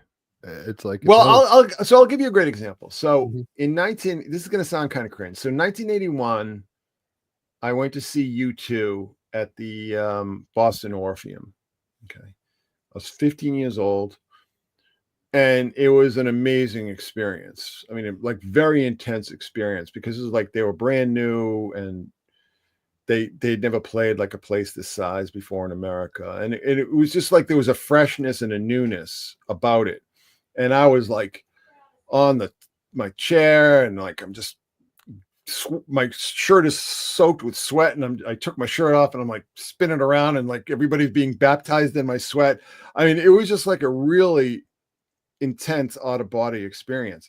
And then I saw him 2 years later, right, on the War Tour in 1983, and it was so boring and so cringe. The thrill is gone. It's the thrill, like it really was. It was like, what happened? I saw them in 81, and it was like, I guess in the intervening 2 years, Bono was just sitting around smelling his farts all day. I mean, he completely lost the plot. He completely became obsessed with his own ego or whatever, and his own mythology. It happens. But you really, I was so bored, I mean, I was like 2 years, not even 2 years, like a year and a half before, because I saw them in like November of 81. And then I saw them again in like March or April of 83. So it wasn't even a full 2 years. And it's like, just in that 18-month period or whatever, they completely lost the plot and completely became so totally cringe and so boring. So that's a perfect example of what I'm talking about. You know, if you're saying that I just will sort of pick things up and then drop them, you know, when they're no longer fun or whatever. You know, I had that really heavy immersive experience in 81, and then in 83 I was like, can we just go? Like, I was just sitting around like just making out with my girlfriend the whole time because I was so bored. We both were bored, and I think a lot of people were bored. You know, you just saw that it just had become cringe. And that happened more times than I can count, and not even just with bands. You know, it happened with comic books and movies and everything like that. It's like I have the fortune and the misfortune to be growing up at a time when everything was really fresh and new and exciting. So like 1982, it's like Conan, Road Warrior, Blade Runner, Poltergeist, you know, I mean, all these incredible movies, right? One after the other. And, you know, comic books, like all the movies. Probably Tron. I'm trying to think of. Yeah, well, Tron, maybe not so much Tron. I wasn't a big fan of Tron, but the remake's pretty good. It was all right. Remake looks okay. All right. It was very primitive, but you know, so all the, you know, we were talking about the comic book movies and everything. It's like I was reading all those comic books that those stories are based on when they were coming out. You know, I mean, like a fleshing out of starting in the 70s, but you know, particularly in the early 80s. So in the early 80s, when like the alternative rock and the punk rock really comes into its own, and the comic book thing really comes into its own, and the movies are really exciting. You know, it's like, it was such an incredible time to be a kid who was really tuned into this stuff, because it's like every day I would come home from school, if I went to school, because I skipped school a lot, but I'd come home from school and be like, I'd hear something like a new band. Like, oh, here's REM. Who's REM? Well, here they are. You know, you like U2. I mean, all these bands that became huge, like Metallica a couple of years later, all these things that became so ubiquitous into the 90s. Like, I was there, right, like on the ground floor, so to speak. Right. So it's really hard. It's really hard. The amount of time between, like you were saying, this late 70s, like Queen and Van Halen and all this stuff, about how much time between us and the 2000s, like the Matrix coming out in 99, that's about 30 years, let's just say, give or take. I mean, World War II there was a lot of change happening very quickly in the 70s and 80s and stuff. And it was happening, I mean, whether it's a post-psychedelic situation because so many people had turned on and the whole collective consciousness was vibrating in a different way. Media was changing so quickly. It was a very lightning in a bottle situation. And because of the internet, I mean, it's cool to have access to everything, but it's so diffuse at this point that there's probably a lot of novelty pockets. I mean, obviously. But it seems like, I don't even know, like Cheers or something, like the bar isn't the same, like what you're saying. And it seems like you're chasing the muse. I mean, or novelty, however you want to chasing the dragon. It's more like it. Yeah, right. So it's like wherever it's not, I mean, that's the double-edged sword of the cutting edge of novelty. It's like if you're not on that edge, it's not nearly as interesting. And the most synchronicity, the most bizarre high weirdness occurs in certain chapel perilous kind of pockets of reality. But it also, I mean, there's a price of admission for that. You might be ostracized by society. You might, you know, have to do psychedelics or fast for 40 days or whatever the fuck it is. Listen to a bunch of Cocteau albums backwards or whatever it is. So, I don't know. So you were saying X-Files is kind of where you're going now with the book. Yeah, well, it's kind of like my summation, you know, this long obsession. Full disclosure, I've pretty almost crippling OCD. So, and it expresses itself in these obsessions, you know. So I'm a deeply obsessive personality, which I've learned to monetize. Let's just say, you know, I've made it work for me. I've made it work for me. But no, I mean, I fully understand that I'm a deeply obsessive personality. But the good thing is that I've had the fortune to pick the right things to obsess on, because something like the X-Files, I mean, I'm working on this book now. I've got stacks of books and magazines right next to me here. Some of which I hadn't even read fully. And I'm like learning new things. Like after 30 odd years, I'm still discovering new things. And I'll go back and watch these episodes. I'm like, oh, that's what that is. And, it's like something that's almost like evergreen, something that's always producing new experience. I mean, you're talking about over 200 episodes of television, which is like, it's a plethora.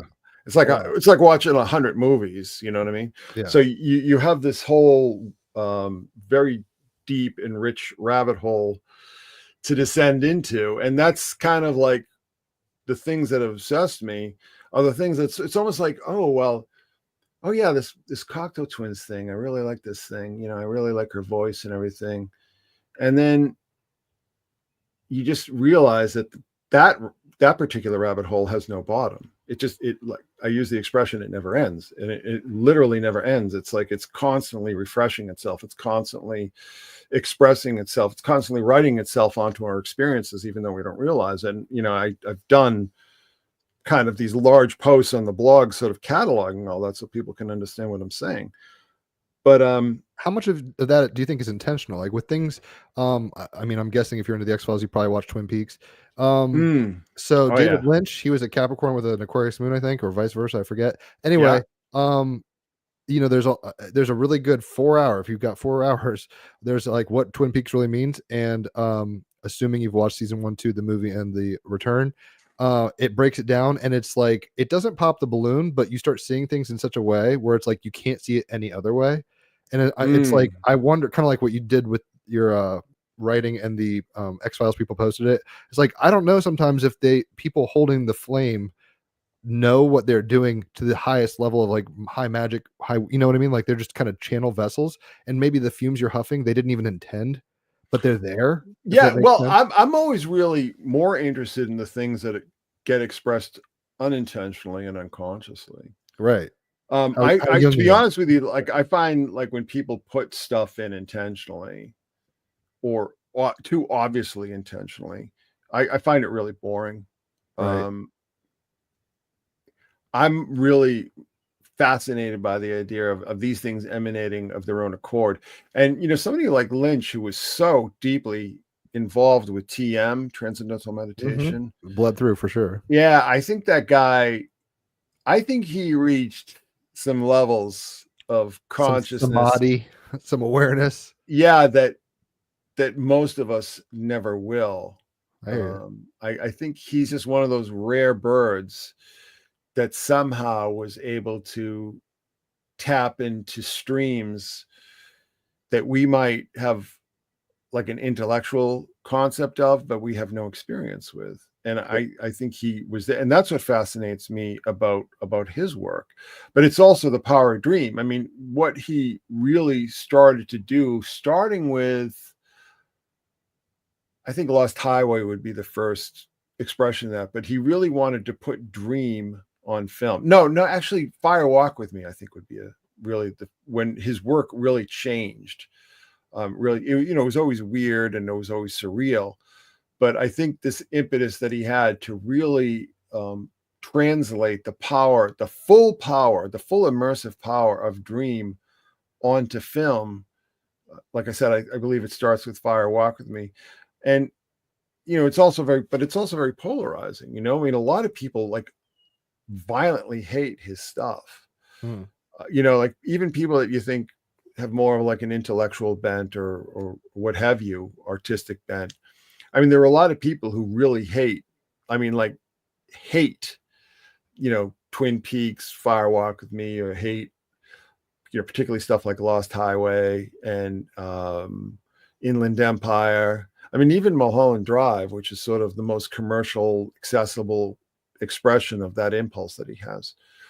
But funny thing about Lost Highway, when I was in 4th grade, I walked into Target and I saw like, Smashing Pumpkins, Rammstein, like all these things. And I was like, I want that for my birthday. So my friend gave me the Lost Highway soundtrack, and I still haven't seen the fucking film, but I understand the concept about a Mobius and all this stuff. So, I haven't seen Inland Empire. We were going to start it the other day, my girlfriend and I, but we just didn't because we just binged all this Twin Peaks shit.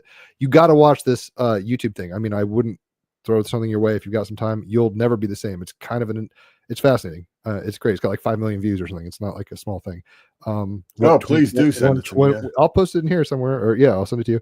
What Twin Peaks really means? No, really. And I mean, I think he has some addendums or whatever, but he paces it kind of like you're saying, where it's like if people are Twin Peaks junkies, like they're kind of like, okay, I've thought about this, but by the end, it's getting so.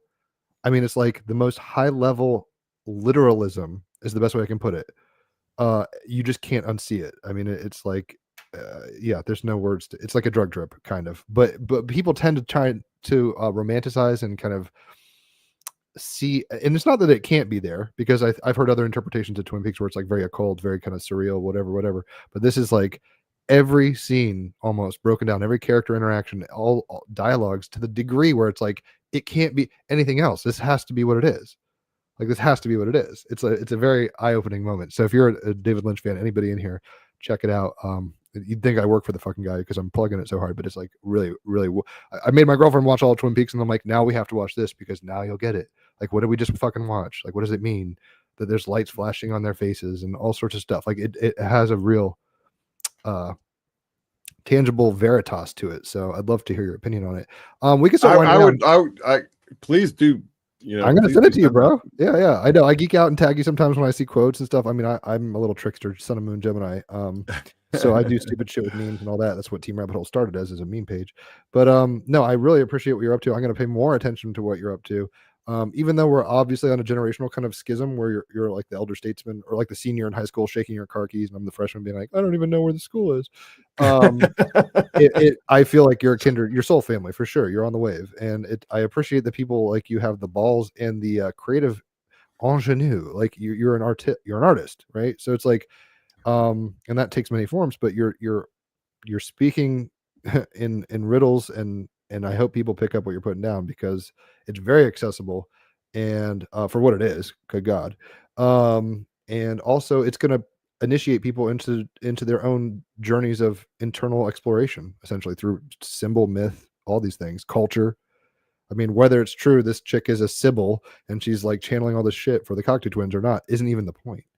Like, it's definitely what you in a sense, it doesn't matter, but in another way, it's like, holy cow, the Wizard of Oz and Dark Side of the Moon go together. This was crazy. Like, how intentional is this? That kind of stuff. So I appreciate. Well, let me just say this though. Yeah. I mean, this is something that I think about a lot, and it's kind of like, well, where is all this going? What's the point of all this? You know what I mean? Like, why bother? It's like a Bill Hicks comment, right? It's like, well, what's the point of this? Enjoy the ride, right? And you're enjoying the ride. Well, the point. So, not only did I hallucinate quite often when I was younger, but I also had like very intense, immersive, like almost holographic dreams. And I can see that, you know, certainly in people like Lynch. But we have like these two worlds that we live in. And most of us are barely conscious in either, right? We have dream and we have what we call waking reality. Now, I personally believe, you know, quite strongly that we need to integrate these two worlds. Okay. Well, first of all, people have to become much more conscious in their daily lives and in their dream work. But I really feel like we have to, the next step, like, I don't want to, you know, use loaded terms like evolution, but I think the next place that we can go is really integrating the interior and the exterior worlds, which is really what synchromysticism is all about. You know, when people ask me for like, what's your elevated pitch for synchromysticism, I say it's using the tools of dream interpretation on our external reality. Mm-hmm. Okay. As within, so without. Stuff. Yeah. So to me, this ennui that we're feeling society-wide, this despair, this emptiness that is so endemic in our culture, and this is not an opinion. I mean, you hear this all the time, you know, particularly from younger people. What's the point? Yeah. They feel just dislocated. They feel unembodied in many ways. But there is also this very rich and immersive and quite frankly useful world, inside our heads, or at least that's how we experience it. I mean, that's how we experience everything, quite frankly. But there is this other reality that we can share, and we can start to integrate into our waking reality, just as people like David Lynch did. And that's why, again, why I'm so fascinated by his work. And I do believe that his meditational skills were part of that. But I really strongly believe that power that you talk about, like, being around in the early 80s with, Van Halen and all these great movies and great comic books and whatever you want to mention. I think that people were a bit more in tune with their interior reality than they are today. And I think, there are a number of like physical reasons for this, like the chemicals and the pollution and, drugs and all these kind of things that are new that we didn't have back then, right? We didn't have all these pharmaceuticals back then. We didn't have 24/7 internet back then. I think we have turned over our dream power to other people, to other forces that do not have our best interests at heart. Do you understand what I'm saying? And I think we need to reclaim that. And it's a very difficult path to walk, because people go, well, I'm just going to do a lot of hallucinogens. Well, that's not necessarily going to get you there.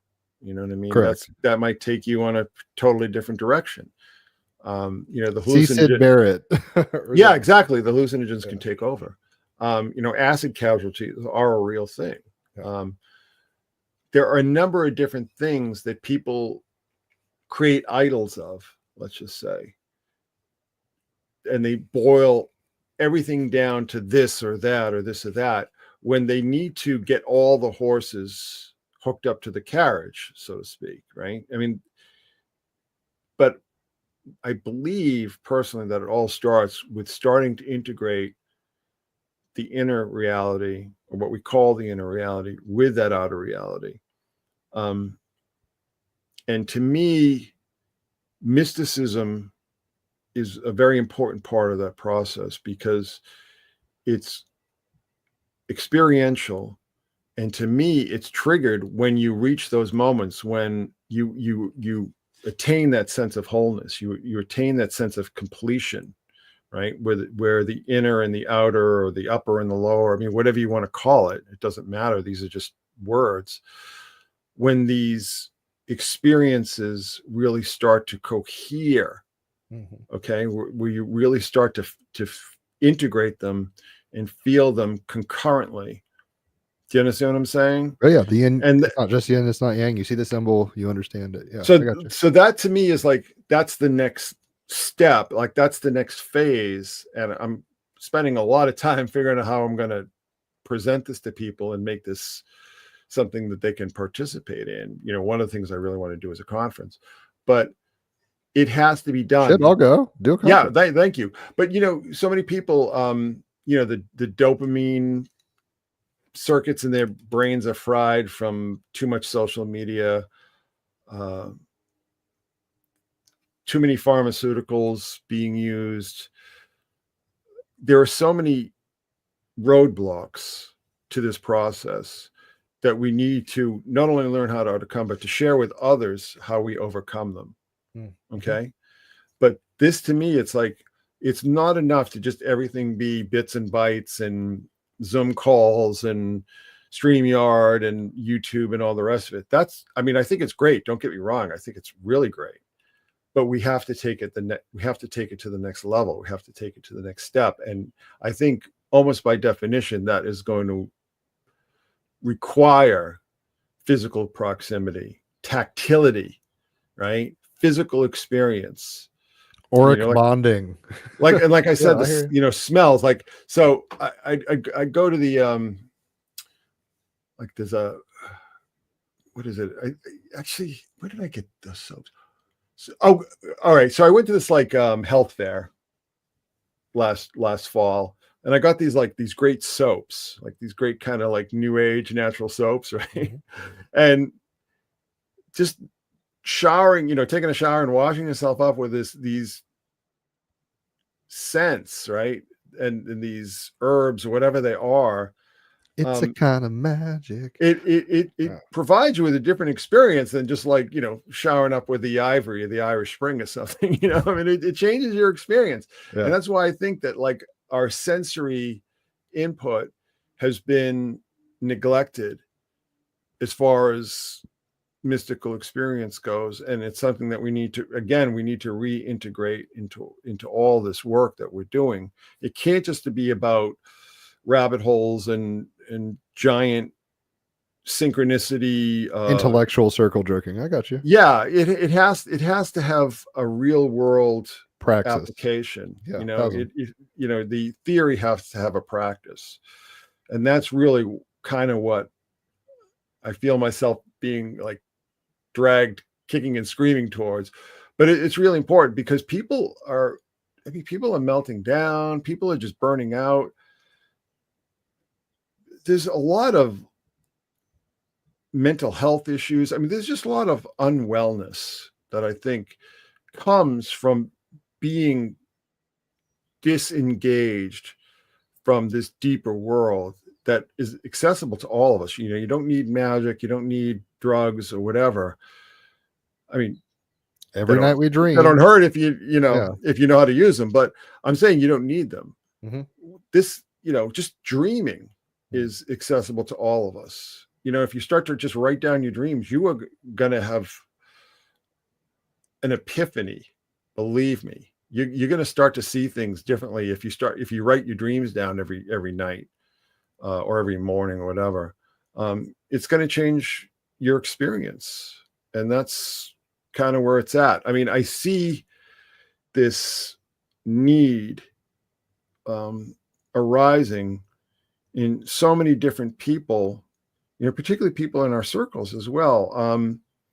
Our brains, we don't have experience. The human animal has no experience with all this sensory input and all the rest of it, and all the EMF and all the 4G, 5G. I mean, all this electromagnetic. It's a pressure cooker. Yeah, I mean, but we're going to turn it into diamonds, man. This is all brand new. I remember somebody had said several years ago, it's like we've been subjects in like the most extensive science experiment in human history. And I mean, look what's happening. There are a lot of people who just aren't doing well. And I think starting that healing process, that process towards wholeness, I think necessitates integrating, like, again, the inner and the outer. I mean, to me, that's the first step. It's a big step, but it's the first step. I hear you 1,000%. I mean, there's a lot, we don't have to go into it now because we can start winding down, but depending on presuppositions, it's like, these are the rapids, the waterfall of the zeitgeist, the river. And we've always been an experiment of consciousness through bipedalism and prefrontal cortexes and all sorts of stuff. I understand completely what you mean by, corporate media and constant barragement of technology and all this stuff. It's very different playhouse right now than it's ever been before. I mean, I don't know if Atlantis was a thing or not, but it's like, holy shit, like we're dealing with some high weirdness that is new. But if we can look at it as a privilege, in a sense, like Harry Potter, he had a hard road, man. It's like, it's not always easy, but he's a wizard, goddammit. And even at the end, I mean, not to blow the whole thing, like, he's talking to Dumbledore and he's like, it was all in my head, basically, or not totally like a Narnia trip, but basically something like that. And he's like, what's not in your head? So, these are explorations. And you kind of said, you said a lot just then. So it's very, Queen of Cups stuff. We got to go with the flow. We got to get back into our intuition, essentially, in our feeling sensory reality. Technology is cool, but it's a tool. It shouldn't take us. We shouldn't lose our little sparks. Although what it means to be a human is changing. I guess my last kind of sentiments here, and we can give you a word, and Raphael can wrap us up. Not only are you very Team Rabbit Hole, clearly, like all your interests, your OG Team Rabbit Hole for sure. I'm just going to quote from our little cigarette smoking bodhisattva, David Lynch. Through the darkness of future past, the magician longs to see one chance out between two worlds. Fire, walk with me. That fire is spirit or consciousness, or we're walking between waking, life and lucidity of the dream. We don't even know where one begins and ends necessarily. It's really a privilege, if we can look at that, to be embarked on this journey. Like, I've heard a great quote once. It's like, we're embarked. Like, you're on the road. You can't get off this road. And maybe death doesn't even change that. We don't know about all that. But if we can kind of learn to have compassion for ourselves and others, know that we're all in the kettle that's boiling like little frogs or whatever, and to use that. I mean, that's when the great art comes. Like we were talking about Van Gogh. He wasn't pulling a Bono and just being egotistical. He did most of his shit in the madhouse, or in obscurity. Yeah. Beethoven lost his hearing. Some of his best music comes after that. So it's like, just because it's difficult doesn't mean we have to choose suffering. Like in a Buddhist sense, it's all hard. It's all suffering, but it's like, can we spin it and that's where the alchemical gold is, from shit to gold. That's what it is. So I don't know. I don't really have much else to say other than that. I really do appreciate you giving us your time and energy. I'm going to hopefully, I'll send you that link to the Lynch thing, and I won't harass you, but you're cool. You're tribe for sure. So I'll keep in touch. Any last, this doesn't have to be your gravestone epitaph or anything, but any last sentiment or, whatever. Before you go, I wasn't commenting much because I'm woefully uneducated on much of the pop culture that you're referencing, even though I'm peripherally aware that there is a ton of synchromysticism with David Lynch and all that. We discussed about some of those things.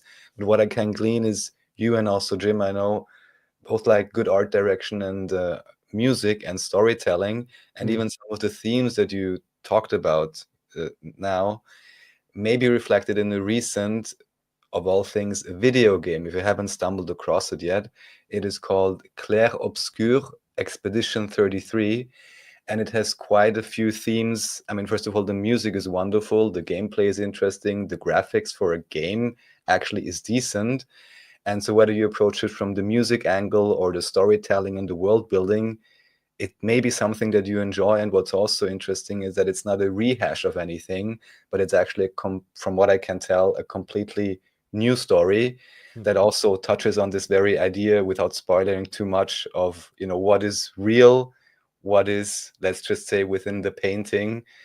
Maybe it's something you enjoy, even if it's just the music. So just wanted to let you know. I'll check that out. I mean, I don't play much games anymore, but video games can be just like comic books, windows into this other thing. Good Final Fantasy VII, whatever. Like, good games are good games. One thing I'll say, and I'll shut the fuck up because I said so. If you've ever seen the movie Waking Life, I think it's a Richard Linklater movie.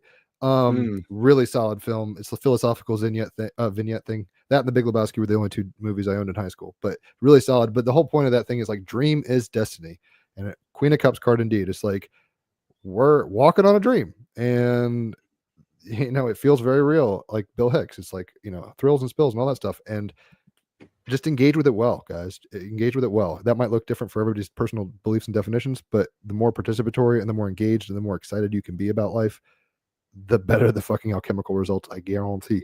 Anyway, Chris, any last thought? Yeah, one thing I would like to say, and what you just said sort of inspired it. No, I'm not sure why, but there's this kind of notion, and I don't know exactly where it came from, but you can sort of reach a certain pinnacle or a certain height, and then you can just coast.